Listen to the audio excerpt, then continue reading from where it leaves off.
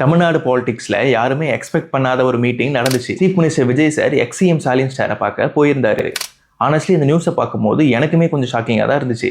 ஆனால் அதுலேருந்து நான் ஒரு விஷயத்தை கற்றுக்கிட்டேன். உங்களை யாராவது நேரடியாவோ இல்லை மறைமுகமாவோ அட்டாக் பண்ணாலும் அந்த சீனியரிட்டியை மதித்து போய் பார்க்கறது ஒரு மெச்சூரிட்டியை காட்டுது. அது எல்லாராலையும் பண்ணிட முடியாது. அதே மாதிரி ஸ்டாலின் சாரும் கட்சி ரீதியாக என்னதான் கருத்து வேறுபாடு இருந்தாலும் அதை மறந்துட்டு வீட்டுக்கு வந்தவங்களை மதிச்சு விஜய் சாருக்கு மரியாதை பண்ணிட்டு திரும்ப கிளம்பும் போது வீட்டு வாசல் வரைக்கும் வந்து வழி அனுப்புனது தமிழ் மரபை இன்னும் அழகா காட்டுது. நம்மளை அப்போஸ் பண்ணவங்களை கூட மரியாதை நடத்துறது தான் உண்மையான மெச்சூரிட்டி. இதனால நம்மளோட செல்ஃப் ரெஸ்பெக்ட் குறைஞ்சிருமான்னு கேட்டிங்கன்னா கிடையவே கிடையாது. இதனால உங்களோட மரியாதை அதிகமாக தான் ஆகும்.